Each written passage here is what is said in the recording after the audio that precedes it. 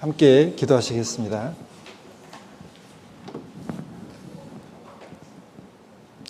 우리를 사랑하시는 하나님 아버지 감사합니다. 저희들을 위해서 이 땅에 오시고 또 저희들 대신 십자가에 못 박혀서 저희들의 모든 죄 용서해 주시고 값 없이 공로 없이 천국 가게 해주셔서 감사드립니다. 이 세상 헛됨을 알고 또 저희들이 하나님을 모르고 방황할 때 또 하나님께서 저희들을 먼저 찾아오셨고 하나님께서 하나님의 사랑을 깨닫게 하시고 참된 소망을 갖고 그리고 영원한 천국을 바라보며 살 수 있도록 해주셔서 감사드립니다. 또한 구원받고도 날마다 삶 속에서 부끄럽고 연약한 모습 많이 있지만 변함없이 사랑하시며 하나님의 뜻을 저희들에게 두시고 그 뜻을 이루어 가심도 진심으로 감사드립니다. 항상 하나님의 사랑과 은혜에 감사하며 또 그 은혜에 매여서 살아갈 수 있도록 도와주시고 그 은혜에 조금이라도 보답할 수 있길 원하오니 하나님께서 더욱 도와주시옵소서. 저희들 또 주일을 맞이해서 학생들과 함께 교제하려고 합니다. 그간 저희들에게 베풀어 주신 주님의 말씀과 교훈, 은혜와 사랑을 아이들에게 잘 전할 수 있도록 도와주시고 또 이 직분을 잘 감당함으로 하나님의 은혜에 보답하며 또 하나님을 더욱더 기쁘시게 할 수 있도록 도와주시옵소서. 또한 저희들의 삶을 이 세상에서 확실히 구별시켜 주시고 또 구별된 삶을 통해서 하나님의 영광을 이 세상에 드러내며 또 소망에 관한 이유를 묻는 자들에게 하나님의 말씀 담대히 증거할 수 있도록 도와주시옵소서. 말씀을 들을 때 저희들에게 필요한 말씀과 교훈 허락해 주시고 또 은혜와 사랑으로 함께해 주시길 부탁드립니다. 시종을 오직 주 성령님께만 의지하오며 언제나 저희들 사랑해 주시는 예수님 이름으로 기도드렸습니다. 아멘. 네, 사사기 2장 찾겠습니다.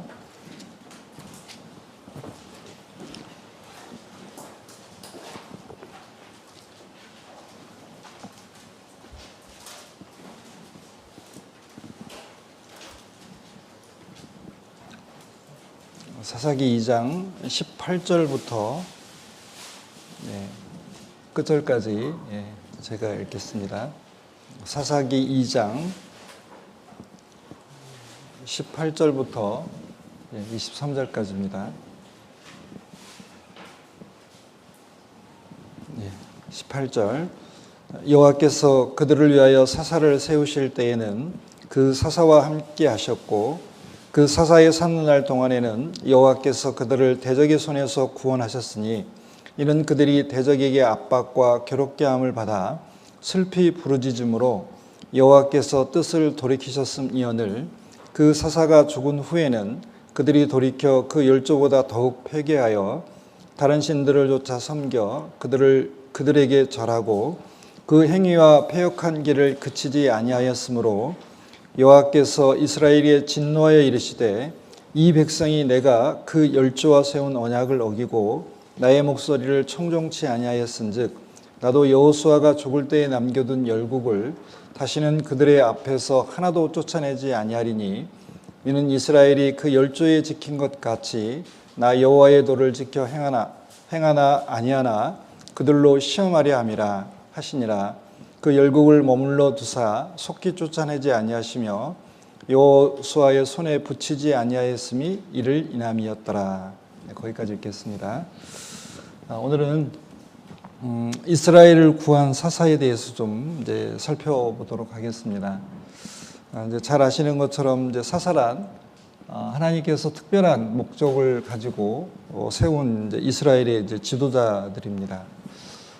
가나안 땅에 들어갔을 때부터 왕이 세워지기 전까지 약 350년 동안 활동했던 이스라엘의 지도자들을 말합니다. 평상시에는 재판을 하고 백성을 다스렸고 전쟁이 일어났을 때는 군대를 이끌었습니다.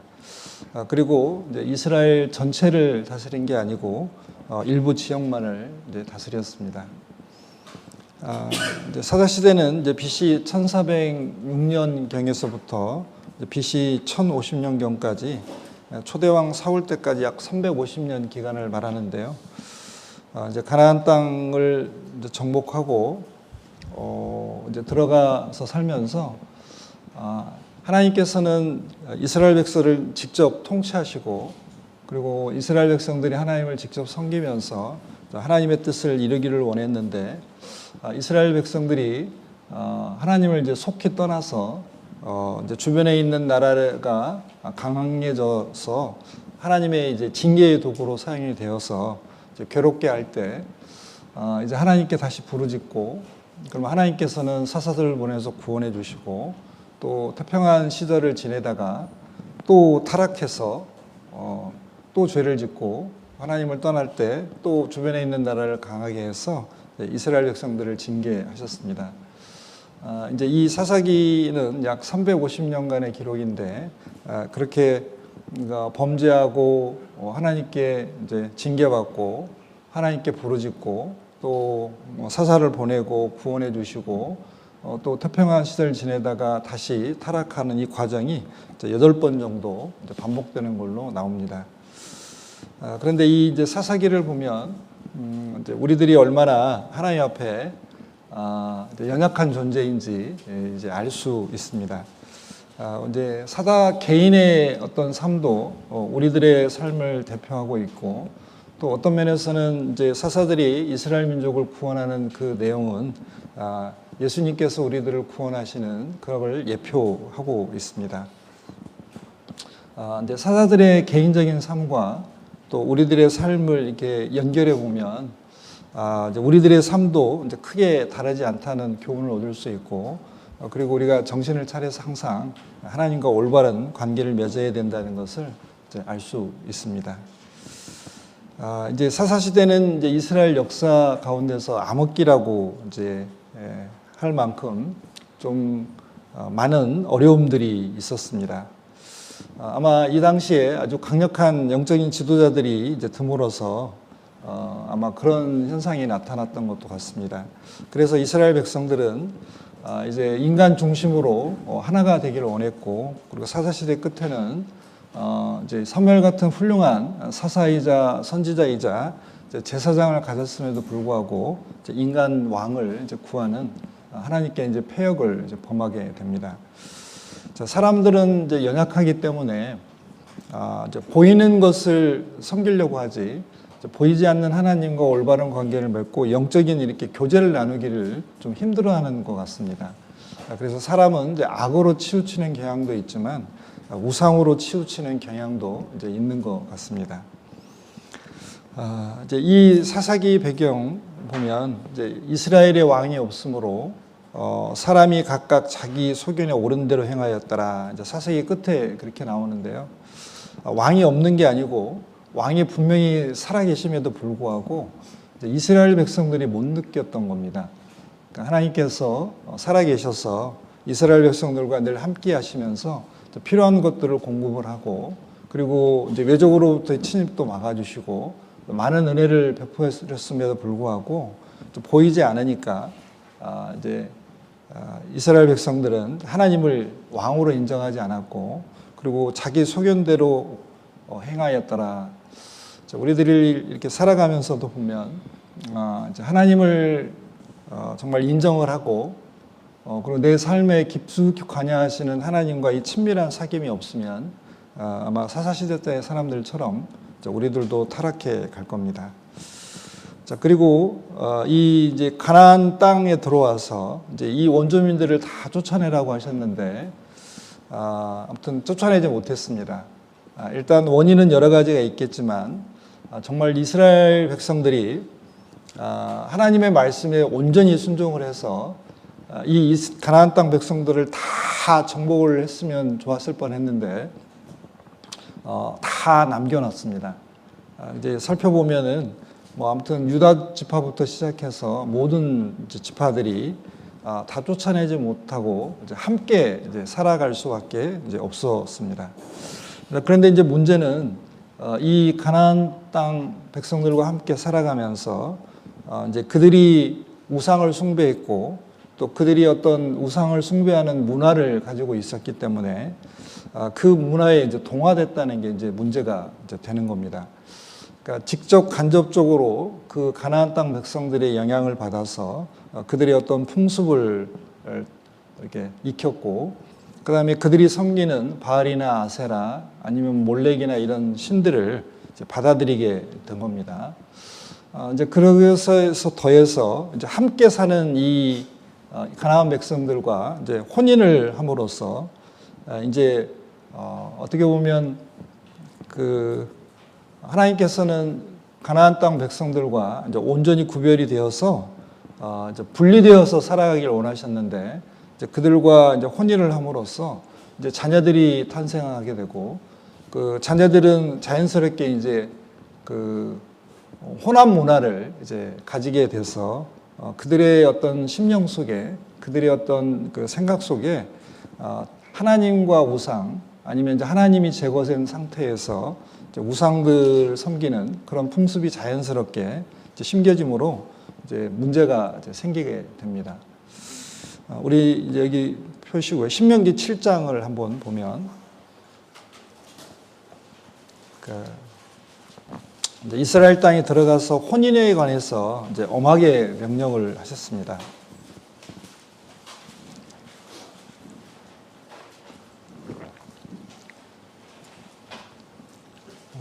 신명기 7장 1절부터 제가 읽겠습니다. 내 하나님 여호와께서 너를 인도하사 내가 가서 얻을 땅으로 들이시고 내 앞에서 여러 민족 헷 족속과 기르가스 족속과 아모리 족속과 가나안 족속과 브리스 족속과 히위 족속과 여부스 족속 곧 너보다 많고 힘이 있는 7 족속을 쫓아내실 때에 내 하나님 여호와께서 그들을 내게 붙여 너로 치게 하시리니 그때에 너는 그들을 진멸할 것이라. 진멸이라는 것은 이제 모두 없애는 거잖아요. 자, 그들과 무슨 언약도 말 것이요 그들을 불쌍히 여기지도 말 것이며 또 그들과 혼인하지 말지니 내 딸을 그 아들에게 주지 말 것이요 그 딸로 내 며느리를 삼지 말 것은 그가 내 아들을 유혹하여 그로 여호와를 떠나고 다른 신들을 섬기게 하므로 여호와께서 너희에게 진노하사 갑자기 너희를 멸하실 것임이니라. 중요한 것은 온전히 진멸을 하고 온전히 구별이 돼야 되는데 이제 문제는 이제 이스라엘 백성들이 가나안 이 7 족속들을 다 쫓아내지 못하고 함께하면서 이제 그들과 관계를 맺었습니다. 관계를 맺는다는 것은 어떤 약속도 하고 뭐 어떤 국가 간에 뭐 어떤 조약도 있겠지만 하여간 약속도 하고 약속을 지키기도 하고 어기기도 하고 그리고 이 혼인을 한다고 했을 때 문제가 뭐냐면 여기서 보면 아들을 유혹한다. 그러니까 이제 여자가 남자를 이제 좌지우지하게 되잖아요. 이제 성경에 보면 여자의 영향력을 굉장히 높이 평가를 하고 있습니다.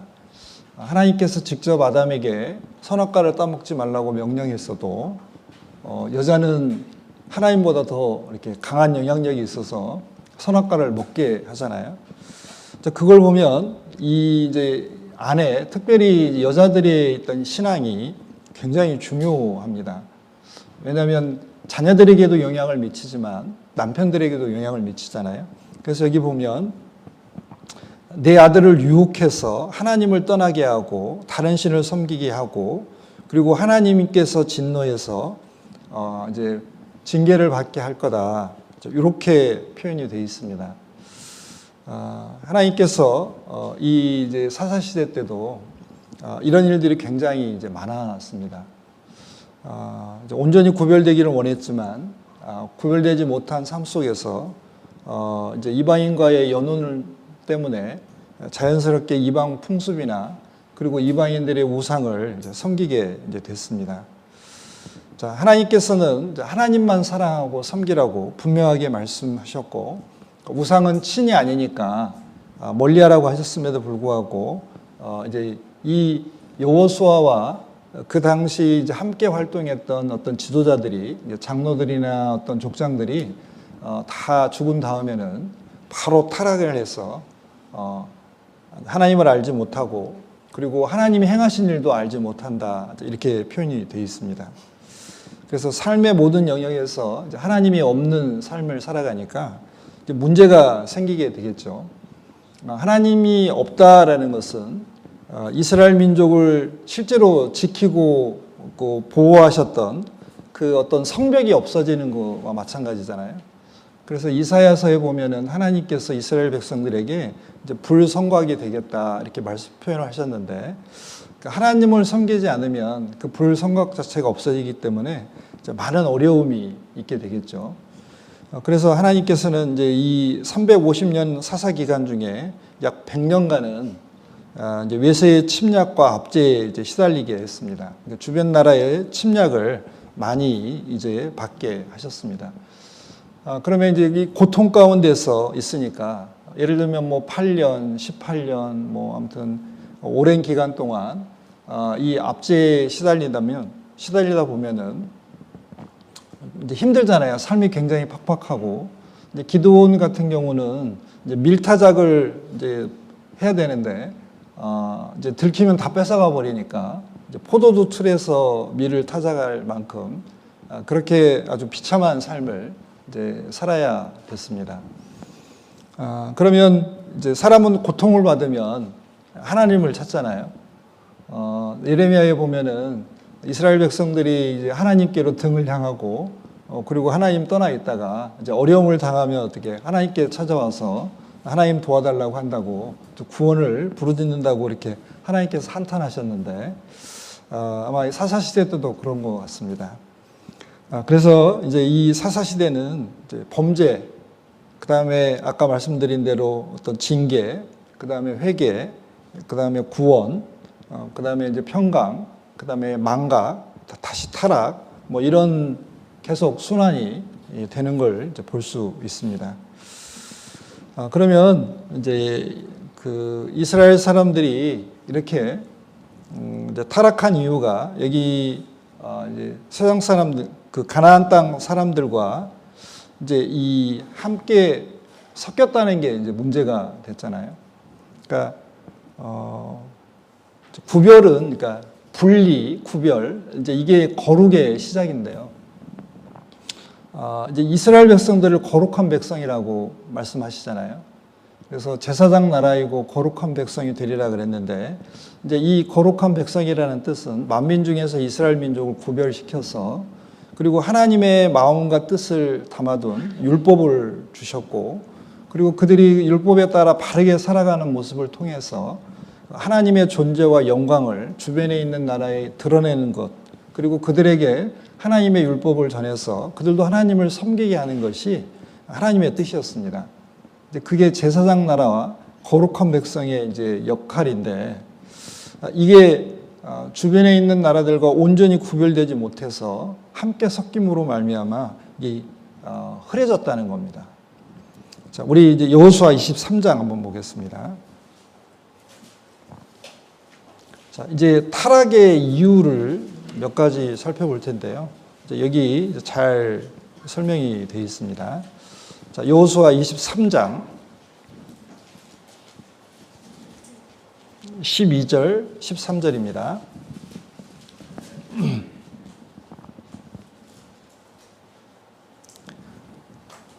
여호수아 23장 12절. 자, 너희가 만일 퇴보하여 너희 중에 빠져남아있는 이 민족을 친근히 하여 더불어 혼인하며 피차 왕래하면 정령이 알라 너희 하나님 여호와께서 이 민족들을 너희 목전에서 다시는 쫓아내지 아니하시리니 그들이 너희에게 올무가 되며 젖이 되며 너희 옆구리에 책직이 되며 너희 눈에 가시가 되어서 너희가 필경은 너희 하나님 여호와께서 너희에게 주신 이 아름다운 땅에서 멸절하리라. 여호수아가 이스라엘 백성들에게 이제 마지막으로 당부하는 내용 중에 하나가, 자, 너희는 하나님만 사랑하며 섬겨라. 이제 11절에 그러므로 스스로 조심하여 너희 하나님 여호와를 사랑하라. 그러니까 하나님을 사랑하라고 했는데 하나님을 사랑하지 않고 이제 퇴보하게 되는 거죠. 퇴보. 이게 신앙의 퇴보입니다. 이제 어리석은 자의 퇴보가 그 사람을 죽이고 이제 미련한 자의 안일이 그 사람을 멸망시키는 것처럼 이스라엘 민족은 퇴보했습니다. 그러니까 신앙적인 퇴보입니다. 그래서 여기 남아있는 이 민족들을 친근히 한다. 이제 관계를 맺고 사귀고 혼인하고 또 피차 왕래한다. 그러니까 하나처럼 살아가는 거죠. 그랬을 때 하나님께서는 징계로 하나님께서 그들을, 그러니까 같이 살고 있는 이 이방 민족들이 너희에게 올무와 덫이 되고 그리고 채찍과 가시가 되어서 너희들을 괴롭게 하리라 그랬습니다. 그런데 이제 이 여호수아의 이런 당부에도 불구하고 얼마 지나지 않아서 이스라엘 백성들은 그런 삶 속에 이제 들어가게 됐습니다. 우리가 타락의 이유가 많지만 뭐 다 근본적으로 이렇게 이제 뜯어보면 첫 번째는 하나님 경외하지 않는 게 문제잖아요. 그러니까 하나님을 온전히 경외하고 순종하고 하나님을 사랑해야 되는데 그러니까 하나님에 대한 사랑이 줄거나 경외심이 이제 없어지면 우리는 이제 타락하게 되잖아요. 그리고 그 자리에 하나님만 사랑하며 섬겨야 될 자리에 이제 우상이 들어오게 됩니다. 그러니까 이제 우상이 들어온다는 것은 하나님보다 더 좋은 것들이 생기는 거잖아요. 그래서 뭐 이제 세상의 눈에 들어오든가 아니면 뭐 내가 좋아하는 취미나 어떤 것들이 들어와서 나의 기쁨과 어떤 즐거움이 되고 이제 삶의 보람으로 이렇게 자리 잡잖아요. 이제 성경은 그걸 우상이라고 합니다. 그러면 이제 그걸 추구하기 위해서 내가 뭐 예를 들면 돈이나 물질이나 어떤 시간이나 이런 것들을 배려해야 되니까 하나님과 복음과 어떤 교회를 위해서 사용해야 될 그런 것들이 줄어들게 되죠. 그리고 나의 어떤 정력, 그러니까 체력이나 어떤 내 자원이 한정이 되어 있기 때문에 내가 이 세상이나 아니면 내가 좋아하는 것들을 위해 사용하면 하나님을 위해 사용할 것들이 점점 줄어들잖아요.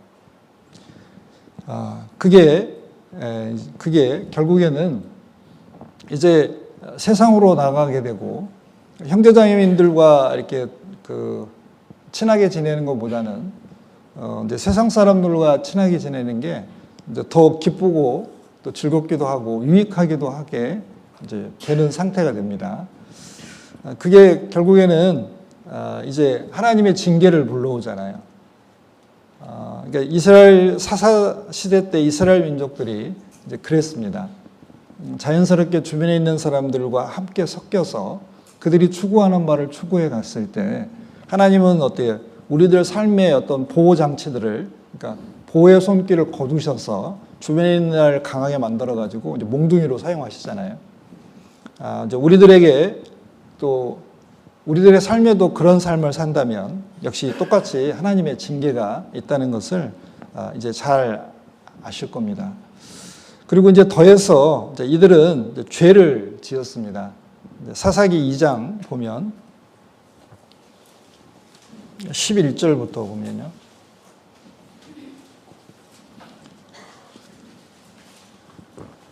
사사기 2장 11절. 이스라엘 자손이 여호와의 목전에 악을 행하여 바알들을 섬기며 애굽 땅에서 그들을 인도하여 내신 그 열조의 하나님 여호와를 버리고 다른 신 곧 그 사방에 있는 백성의 신들을 좇아 그들에게 절하여 여호와를 진노하시게 하였으되 곧 그들이 여호와를 버리고 바알과 아스타롯을 섬겼으므로 이제 하나님께서는 이들이 우상 숭배의 죄를 지었다. 하나님을 떠나고 바알이나 아세라를 섬겼다. 자, 이게 직접적인 이제 하나님의 징계의 원인이 됩니다. 그러니까 사사 시대 때 하나님은 이스라엘 백성들을 이집트에서 이제 구출해 주셨고 홍해 바다를 가르시고 어떻게 많은 기적을 일으켜서 이제 홍해를 통과하고 또 광야 40년을 겪게 하면서 이스라엘 백성들에게 하나님만이 참신이라는 것 그리고 모든 공급의 원천이라는 것을 알게 해주셨음에도 불구하고 가나안 땅에 정착을 하면서 여호수아와 그 세대들이 이렇게 역사의 무대에 사라질 때 바로 이스라엘 백성들은 타락하는 모습을 볼 수 있습니다. 자, 이제 이게 우리의 연약함이기도 합니다. 구원받고도 이제 우리들에게 좀 적용해 보면 구원받은 애가 너무 놀랍잖아요. 하나님 살아계신 것도 확실하고 그리고 하나님께서 우리 죄를 위해서 십자가에 못 박혀서 돌아가시고 값없이 공로 없이 이제 천국 가게 해주신 그 은혜가 너무 큰데 이 은혜가 점점 줄어들고 이제 삶에서 은혜는 똑같은데 내가 느끼는 은혜가 점점 줄어들고 그리고 하나님보다 더 이렇게 사랑하는 것들이 생길 때, 자, 우리는 이제 구체적인 죄들을 짓습니다. 그래서 뭐 도덕적인 죄도 짓고, 그리고 이제 하나님께 나와서 자신의 삶을 비춰보고, 이제 말씀과 교제 속에서 늘 이렇게 새롭게 해야 되는데, 새롭게 하심과 씻음을 안 받고, 자꾸 이제 교제나 말씀을 멀리하게 되잖아요. 자, 이게 하나님 앞에 죄가 되는 겁니다. 자, 그러면 하나님께서는 이제 징계라는 걸 하실 거잖아요. 그래서 여기 이제 쭉 보시면, 이제 3장 8절에 보면, 이제 온니엘 시대 때 보면, 여호와께서 이스라엘에게 진노하사 그들을 메소포다미아 왕 구산 리사다임의 손에 파셨으므로 이스라엘 자손이 구산 리사다임을 8년을 섬겼더니, 이게 징계입니다. 그래서 이제 온니엘이 일어나서 이제 사사가 되어서 이제 이스라엘을 구원해주고, 이제 그 다음에 이제 에훗이라는 이제 사사 때는 이제 에글론이 강성해서 이제 18년 동안을 이제 섬기게 됩니다. 그래서 여기 12절에 보면 14절에 이에 이스라엘 자손이 모압 왕 에글론을 18년을 섬기니라, 이렇게 해서 이제 쭉 뭐 징계가 내려오게 됩니다. 그래서 8년, 18년, 20년, 그리고 이제 기간이 안 나왔던 기간도 있고, 이제 가장 긴 기간에 약 38년 정도 되는데요. 자, 이렇게 많은 나라들로부터 이제 괴롭힘을 당하게 됩니다. 이제 징계의 이유는 다 아시는 것처럼 이제 범죄에 대한 하나님의 어떤 그 징계고요. 그 징계를 통해서 하나님께서 이스라엘 민족이 다시 회복될 수 있도록 이제 기회를 이제 주십니다. 근데 사람은 괴로우면 하나님께 이제 구하잖아요. 그래서 이스라엘 백성들이 여기 보면 이제 사사기 이 3장 9절에 이스라엘 자손이 여호와께 부르짖음에 여호와께서 그들을 위하여 한 구원자를 세워 구원하게 하시니 그는 곧 갈렙의 아우 그나스의 아들 온니엘이라. 그러니까 이제 구원자를 보내주셨습니다. 그리고 15절에 보면 왼손잡이 에훗을 보내서 또 구원해 주시고, 이제 하나님께서 그 기도, 이스라엘 백성들이 그 괴로운 중에서 하나님께 부르짖는 것을 들으시고 이제 구원자를 이제 보내셨습니다. 그리고 이제 한동안 이제 평강이 있습니다. 3장 11절에 보면 그 땅이 태평한 지 40년에 그나스의 아들 온니엘이 죽었더라. 그러니까 사사가 살아있을 때는 좀 타락을 안 하다가 이제 사사가 죽고 난 다음에는 이제 급격히 또 타락을 하게 됩니다. 이제 그러면 이런 반복되는 삶 속에서 이스라엘 민족들은 하나님을 더 깊이 알고, 그러니까 하나님과 더 이렇게 가까워져야 되는데, 오히려 이스라엘 백성들은 하나님을 직접적으로 섬기는 것보다는 인간 왕을 원해서 왕을 통해서 통치를 받기를 원했습니다. 이게 어떻게 보면 이제 이스라엘 백성들의 연약함이기도 하지만 우리의 연약함이기도 한 것 같습니다. 이제 우리가 어떻게 보면 가끔은 신앙생활을 할 때 이제 보이지 않는 하나님과의 친밀한 사귐을 통해서 이제 신앙을 더 이렇게 강하게 하고 또 하나님의 역사에 이렇게 참여하려고 하기보다는 이제 사람을 보고 그냥 사람들과 함께하기를 원하잖아요. 이제 그런 경우에 이제 하나님께서 물론 형제자매님들과 함께하는 것도 이제 기뻐하시지만 더 기뻐하는 것은 하나님을 직접 섬기고 그리고 하나님을 더 기쁘게 직접 하는 것을 이제 원하실 겁니다. 자, 우리들의 삶에서도 이런 어떤 사사시대의 이런 삶이 이제 계속 반복되는 것을 이제 알 수 있잖아요. 자, 우리들도 죄 안 져야 되는데, 하나님 떠나지 않아야 되는데, 우상 섬기지 않아야 되는데, 우리들의 삶 속에서 그런 경우가 많이 있고, 그리고 이제 하나님 징계 받으면 정신 차리고, 그 다음에 정신이 번쩍 들어서 하나님께 회개기도 하고, 다시 이제 새롭게 하나님을 잘 섬기고, 한동안 이제 평강이 있다가 또 하나님의 은혜를 잊어버리고 스스로 이제 타락의 길을 걷다가 또 징계받고 뭐 이런 삶이 하나님께 갈 때까지 이제 우리의 삶인 것 같습니다. 하나님께서 이 사사기를 자세히 기록한 이유가 뭐냐, 그리고 사사가 필요한 이유가 뭐냐. 결국에는 진정한 사사는 예수님밖에 없잖아요. 그러니까 하나님께서 우리가 어렵고 힘들 때 그럼 우리 누구한테 달려가서 위로를 받고 내 어려움을 해결해야 되냐. 결국에는 하나님, 그리고 우리를 구원하러 오신 예수님에게 가서 그러니까 결국에는 예수님의 통치를 받아야만 우리가 안전하게 평안하게 그리고 바르게 살아갈 수 있다는 것을 계속 강조하고 있는 겁니다. 자, 이제 여기 여러 명의 사사들이 있습니다. 이제 여기 사사기에는 12명이 있고요.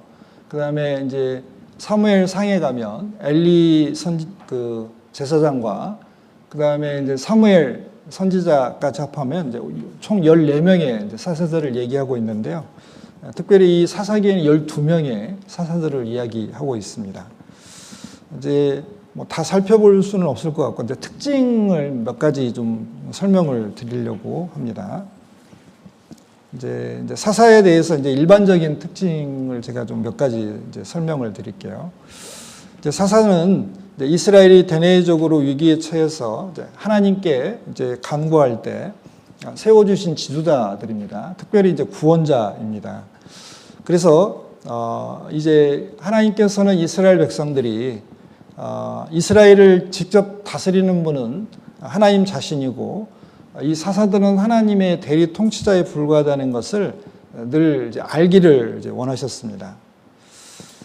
그래서 사사기 2장 16절에 보면 여호와께서 사사를 세우사 노력하는 자의 손에서 그들을 건져내셨으나, 이제 건져내셨습니다. 그런데 이제 2장 17절에 보면 그들이 그 사사도 청종치 아니하고 돌이켜 다른 신들을 음란하듯 좇아 그들에게 절하고 여호와의 명령을 순종하던 그 10조의 길을 2장 17절입니다. 네. 그 10조의 행한 길을 속히 치우쳐 떠나서 그와 같이 행치 아니하였더라.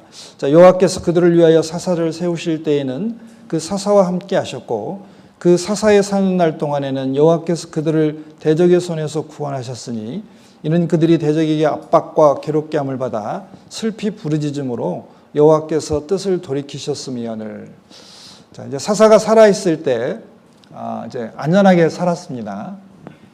그런데 하나님께서는 하나님께서 이스라엘을 다스리신다는 걸 이스라엘 백성들이 알기를 이제 원하셨습니다. 자, 그리고 이제 이 사사들은 이제 직업과 신분이 아주 다양했습니다. 그리고 임무가 끝나면 다시 대부분 제자리로 돌아갔습니다. 그리고 사사들은 이스라엘 전체를 다스리려고 하지 않았습니다. 그러니까 항상 이 사사들은 이제 위기에 처해 있을 때 그 위기를 해결하고 이제 본래의 자리로 돌아가려고 했습니다. 그래서 이제 기드온 같은 경우는 이스라엘 백성들이 와서 부탁을 하잖아요. 당신이 왕이 되어서 우리를 당신 자손들이 좀 통치해 달라고 했을 때 기드온은 정중하게 거절을 하잖아요. 찾아보겠습니다. 사사기 8장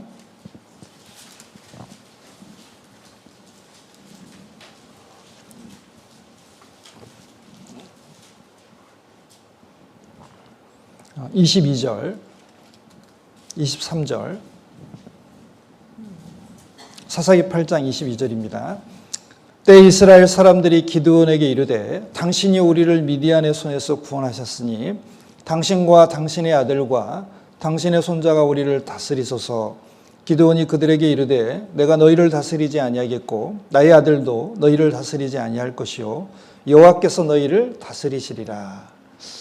기드온이 정말 훌륭한 사사인데, 이제 기드온도 굉장히 겁이 많고 이제 연약한 청년에 불과했고, 그리고 하나님께서 이제 나타나서 큰 용사여 이제 여호와께서 너와 함께 하시도다 하고 이스라엘을 구원하라고 하니까 이제 겁을 먹어서 하나님께서 나와 함께 해주시는 표징인 걸 구했잖아요.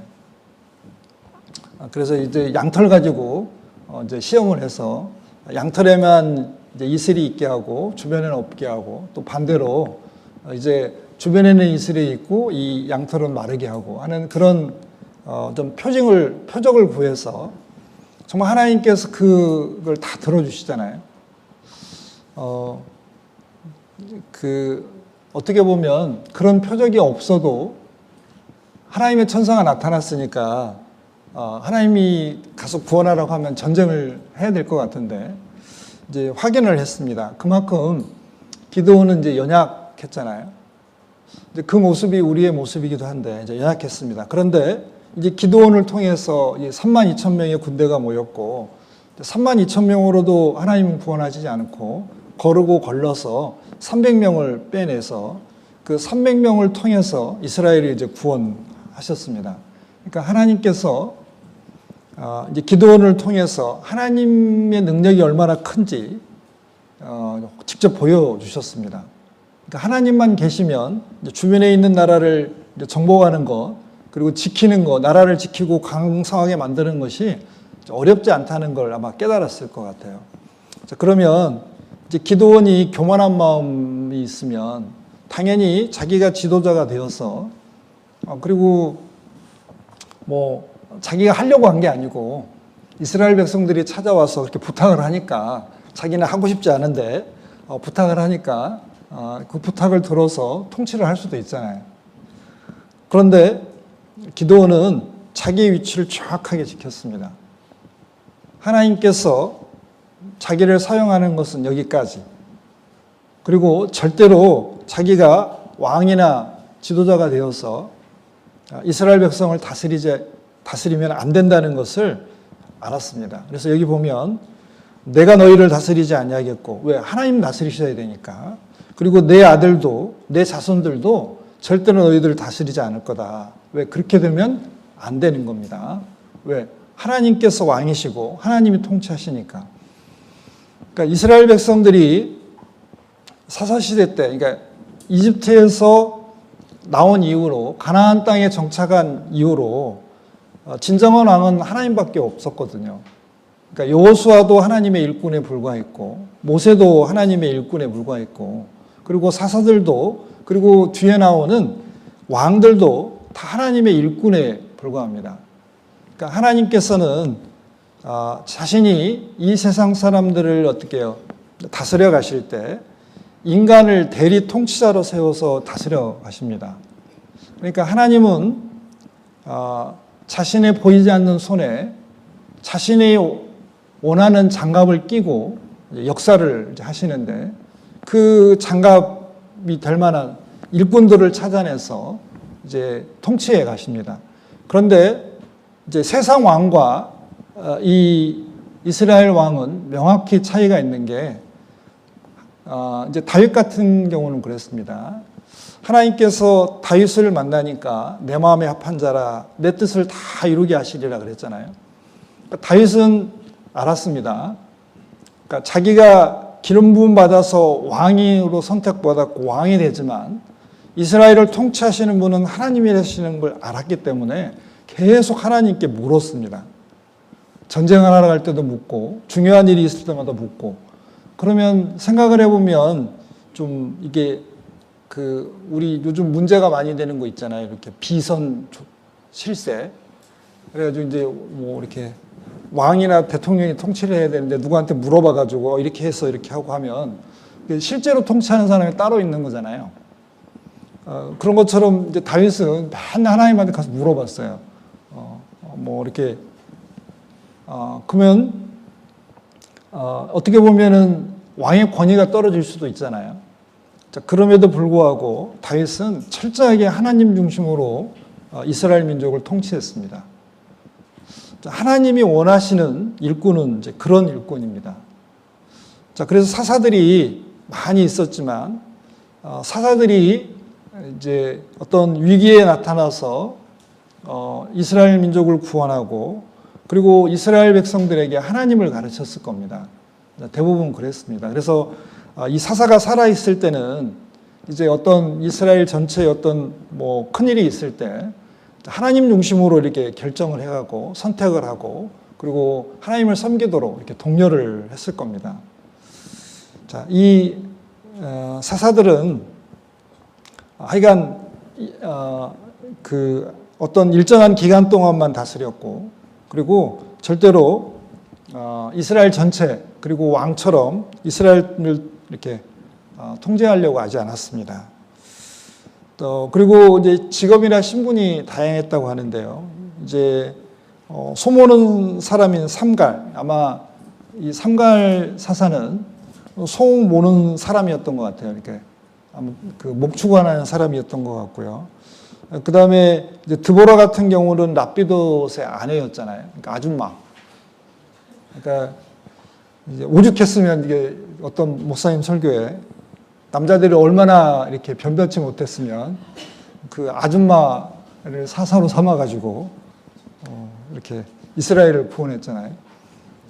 그 다음에 기드온은 아마 이제 농사지었던 사람 같아요. 그래서 밀을 포도두출해서 타작을 했고, 그 다음에 이제 입다 같은 경우는 굉장히 이제 힘이 세고 용사였지만 이제 신분이 기생의 아들이었잖아요. 그래서 그 자기 아버지 집에서 쫓겨나가지고 다른 곳에서 이제 살다가 이제 위기에 처하니까 사람들이 찾아와가지고 그 지파의 장로들이 찾아와서 전쟁을 대신 해달라고 이렇게 부탁을 하게 됩니다. 자, 이런 거 보면 이제 하나님께 쓰임 받는 일꾼들은 어떤 직업이나 신분 뭐 이런 거에 상관없이 정말 그 중심이 하나님께로 향해 있고 정말 하나님의 뜻이면 순종할 각오가 되어 있는 사람은 하나님은 다 찾아내서 사용을 하신다는 겁니다. 또 이제 하나님은 이런 일꾼들을 찾아서 자신의 뜻을 이제 이루어 가시고요. 그리고 이 사사들은 다 평범한 삶 속에서 부르심을 받았습니다. 그러니까 여기 어떤 특별한 일을 하다가 부름 받은 게 아니고 여기 이제 사사들의 삶을 쭉 보면은 그러니까 자신의 삶을 열심히 살아가고 있는 상태에서 부름을 받아서 이제 이스라엘 민족을 구원하고 또 구원한 일이 끝나면 다시 제자리로 돌아가려고 했습니다. 성경에 보면 이제 예수님의 제자들도 다 이렇게 그 자신의 삶에서 부름을 받았잖아요. 그래서 베드로, 안드레, 야고보, 요한은 그 바닷가에서 부르심을 받았고 이제 마태는 세리를 하다가 이제 부르심을 이제 받았습니다. 그리고 하나님께서는 이 사사들의 인간적인 약점이나 죄에도 불구하고 이제 하나님께서는 그들을 이제 사용을 하셨습니다. 이제 약점이라는 것은 이제 예를 들면 왼손잡이 에훗이라고 되어 있는데요. 이제 에훗은 왼손잡이 있잖아요. 그러니까 이 오른손은 성경에서 보면 하나님 편, 능력의 편이고 왼손은 좀 반대편, 하나님 반대편, 능력이 없는 편, 무능력한 이런 의미가 있습니다. 이제 더 정확하게 이제 표현을 하면 왼손잡이라고 되어 있는데 오른손에 힘이 없는 사람, 오른손에 사용할 수 없는 사람, 뭐 이런 뜻이랍니다. 그럼에도 불구하고 이제 왼손잡이 에훗을 사용하셨고, 그 다음에 삼갈 같은 경우는 이제 특별한 무기가 있었던 게 아니고요. 소모는 이 막대기 가지고 600명 이제 물리치잖아요. 그리고 이제 드보라 같은 경우는 이제 밥 짓고 빨래하고 뭐 이런 일 하다가 그러니까 부르심을 받아서 이제 사사로서 역할을 합니다. 근데 이게 이제 이스라엘 사회에서는 이게 굉장히 충격적인, 파격적인 일입니다. 그러니까 여자는 수에 안 쳤잖아요. 그리고 여자는 그냥 남자의 어떤 소유물로 생각하던 그 시대에 여선지자가 나타나서 이 바락 같은 그 족장, 굉장히 유명한 그런 사람을 시키잖아요. 하나님의 말씀이 내게 위해서 이렇게 하라고 했다고. 그러니까 이스라엘 민족 전체가 이 드보라의 말을 듣고 이제 전쟁을 치르게 됩니다. 그리고 이제 삼손 같은 경우는 이제 이게 사사로서의 어떤 품위를 좀 지키지 못했잖아요. 사사라면은 이스라엘 민족을 구원하기 위해서 지도자답게 행동을 했어야 되는데 이게 이제 삼손 같은 경우는 굉장히 개인적인 내용이 많이 나오잖아요. 그리고 기생을 사랑해서 타락했고 힘의 근원을 잃어버리고 이제 블레셋에 잡혀가서 아주 비참한 삶을 살다가 이제 마지막에 하나님께 부르짖어서 블레셋 사람들과 함께 원수와 함께 죽은 이제 그런 사사인데 하나님께서는 이 삼손도 사사로 사용하셨고 그리고 귀하게 이제 사용하셨고 히브리서 11장에 보면 믿음의 전당에 삼손의 이름이 들어가 있잖아요. 그래서 보면 하나님께서는 이제 이 사사들의 어떤 인간적인 약점도 그럼에 죄와 허물도 하나님께서 이렇게 덮어주시고 이제 귀하게 사용해 주셨습니다. 그걸 통해서 우리가 좀 이제 생각을 해봐야 될 게 내가 하나님의 일을 하고 있을 때 나에게도 약점이 있잖아요. 죄도 있고 허물도 있고 부끄러움도 있고 연약함이 많은데 하나님이 나를 사용하실까? 예. 만약에 우리의 성결을 보고 우리를 사용하신다면 사용받을 만한 일꾼이 몇 명 될까요? 거의 없을 거예요. 왜냐하면 이제 우리가 드러난 모습보다 감춰진 모습들이 너무 많잖아요. 그럼에도 불구하고 하나님께서는 다 아시고 그리고 다 보셨는데도 불구하고 나를 이 자리에 앉혀서 오늘 부르시고 그리고 이렇게 봉사하도록 해주시잖아요. 우리 고린도후서 1장 한번 보겠습니다. 하나님께서 원하시는 것은 이제 이런 겁니다. 고린도후서 1장 19절 20절입니다.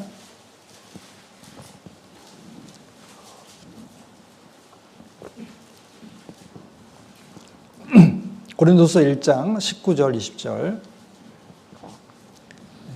19절 우리 곧 나와 실루아노와 디모데로 말미암아 너희 가운데 전파된 하나님의 아들 예수 그리스도는 예하고 아니라함이 되지 아니하였으니 저에게는 예만 되었느니라. 하나님의 약속은 얼마든지 그리스도 안에서 예가 되니 그런즉 그로 말미암아 우리가 아멘하여 하나님께 영광을 돌리게 되느니라. 자, 예수님은 예스맨이셨습니다. 하나님의 뜻에 전부 다 순종을 하셨습니다. 자, 그런 것처럼 우리도 하나님의 뜻이 나타나면 예하고 정말 부르셨을 때 예하고 날려가서 순종하는 게 필요한 것 같습니다.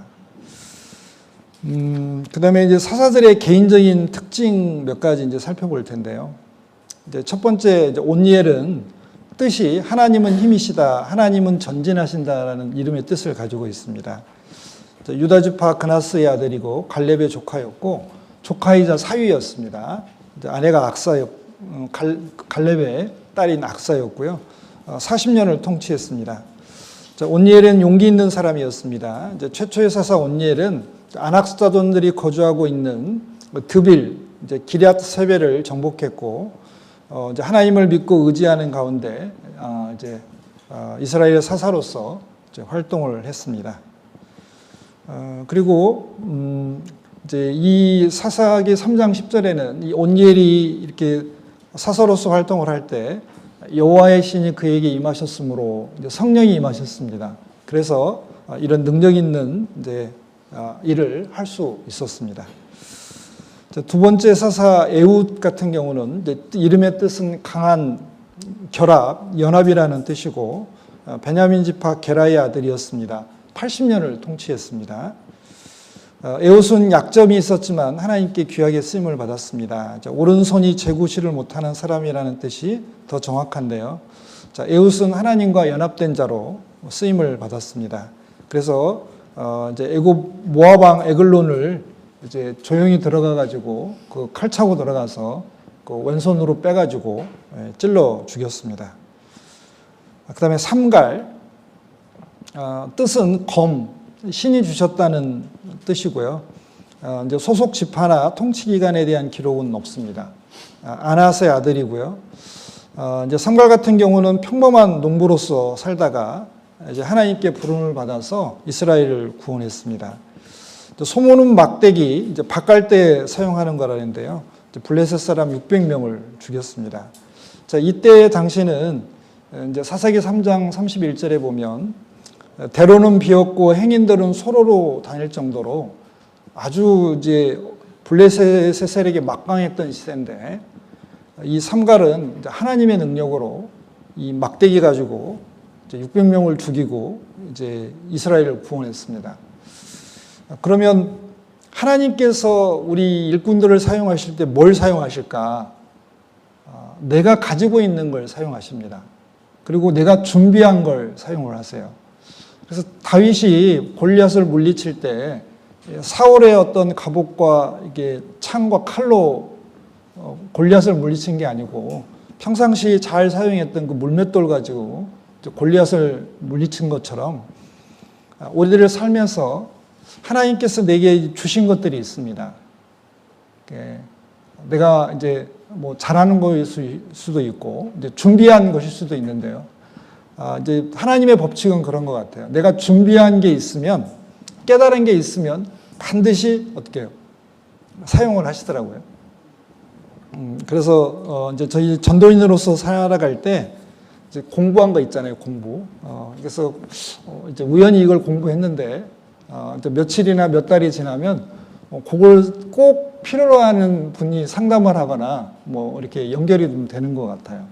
그런 것처럼 이 삼갈은 소모는 막대기 평상시에 가지고 있던 그걸로 이제 사용을 해서 하나님께서 이제 이스라엘을 구원하셨습니다. 이제 드보라는 이제 네 번째 사사인데 꿀벌, 벌이라는 이름의 뜻을 가지고 있습니다.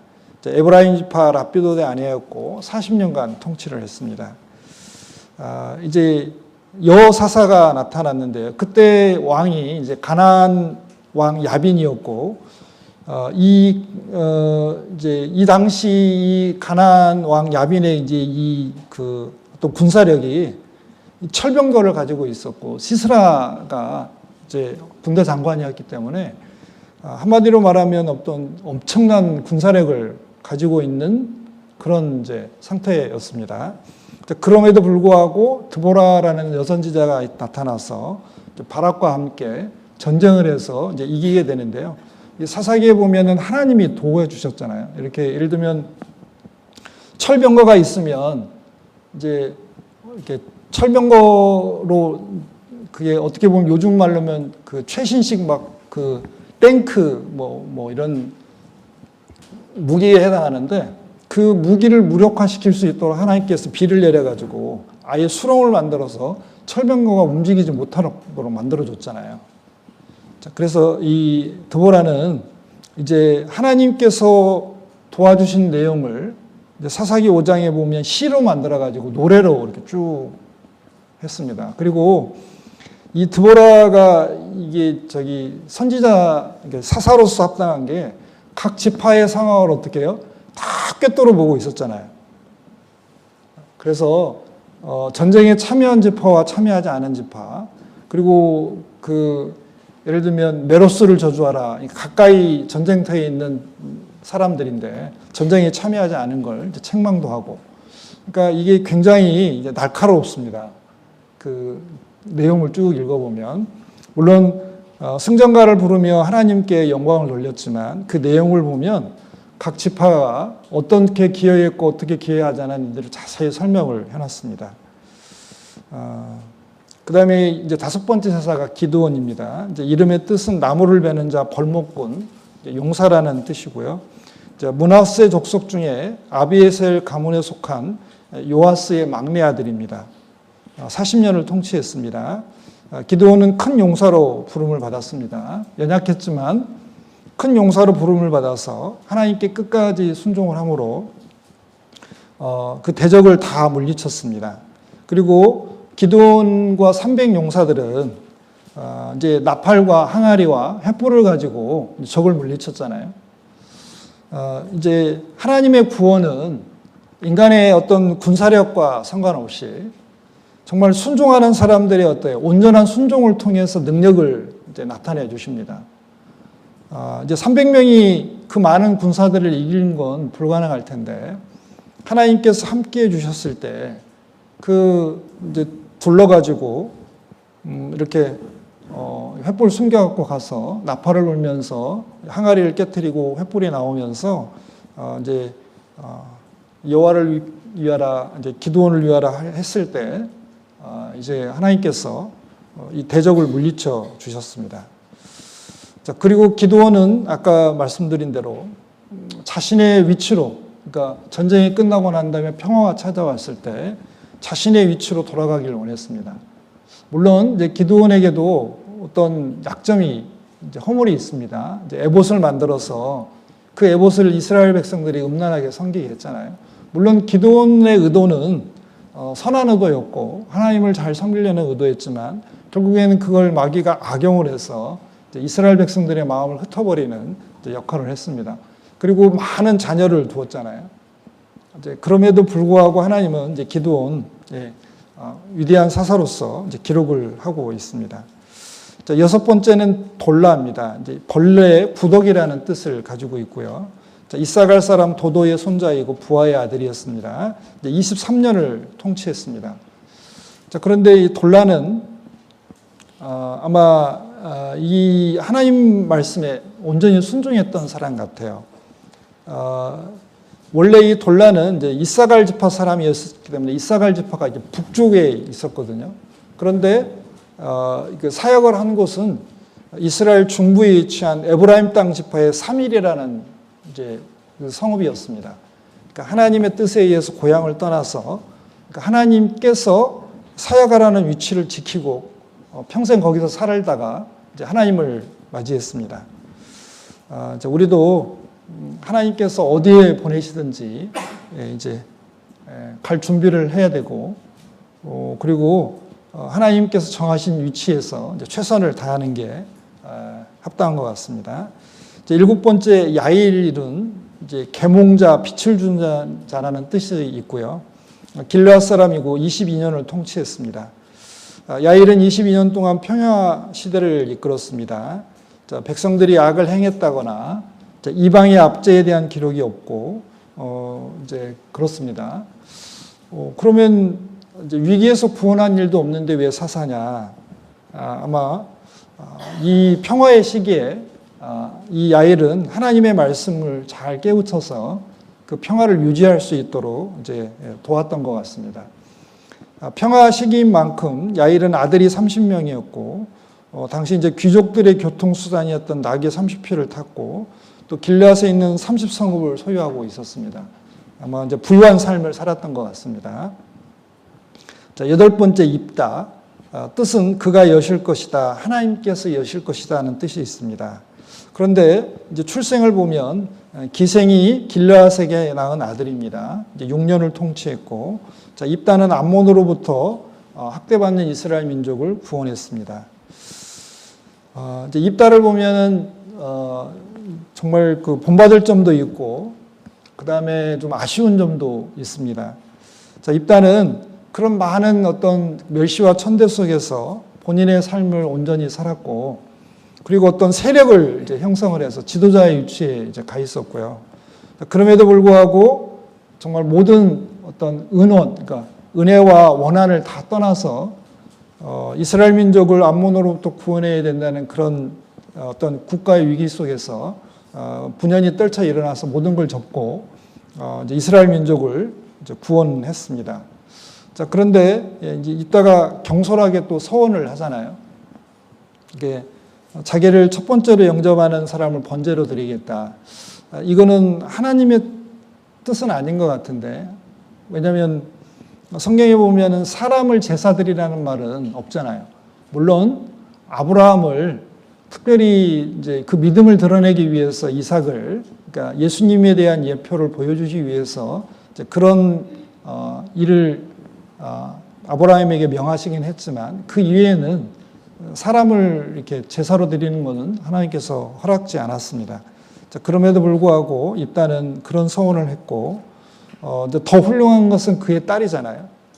그 서원대로 하나님께 드린 서원이니까 그 딸은 순종을 했습니다. 그리고 이제 입다가 통쾌한 일을 또 한 번 하죠. 이제 에브라임 지파가 계속해서 딴지를 걸잖아요. 뭐 전쟁하러 갈 때 우리를 데리고 갔어야지 막 하면서 이제 다른 사자들한테는 통했는데 입다한테는 안 통했죠. 그래서 가서 아예 정벌을 해버리잖아요. 그래서 에브라임 지파가 42,000명이 죽습니다. 그러니까 단단히 혼내를 내줬습니다. 다시는 그런 소리 못하도록.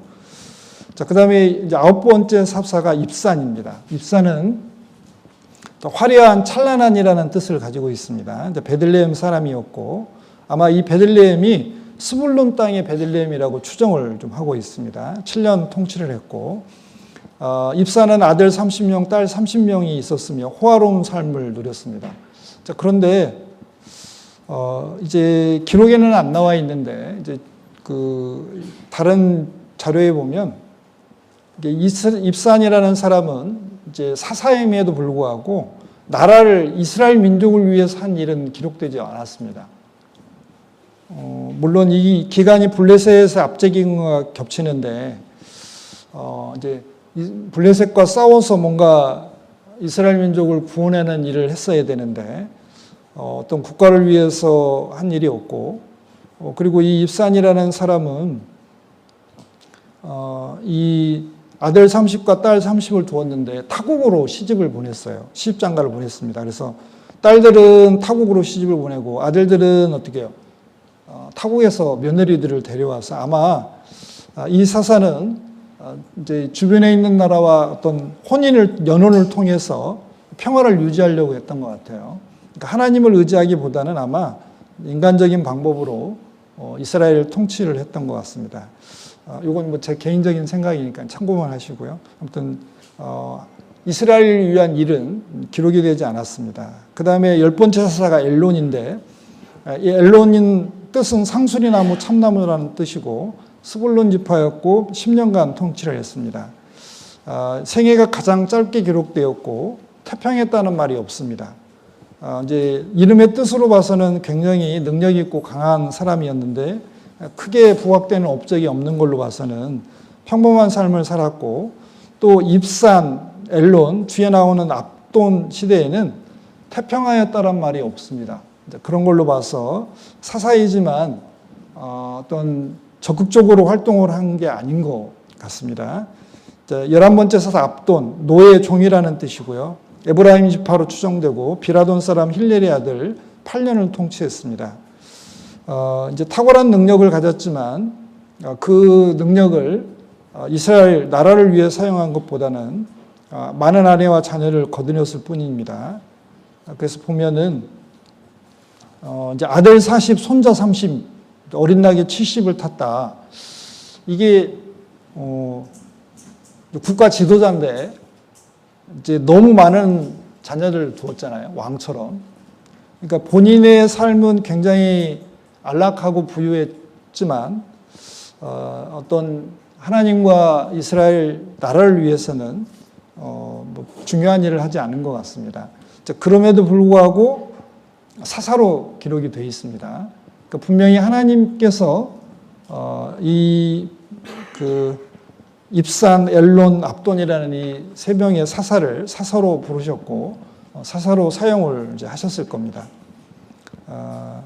이제 마지막으로 이제 삼손, 그 뜻은 태양의 사람, 태양과 같은 햇빛이라는 뜻을 가지고 있고 소라 땅의 단지파의 가족 중 마노아의 아들이었습니다. 20년을 통치했습니다.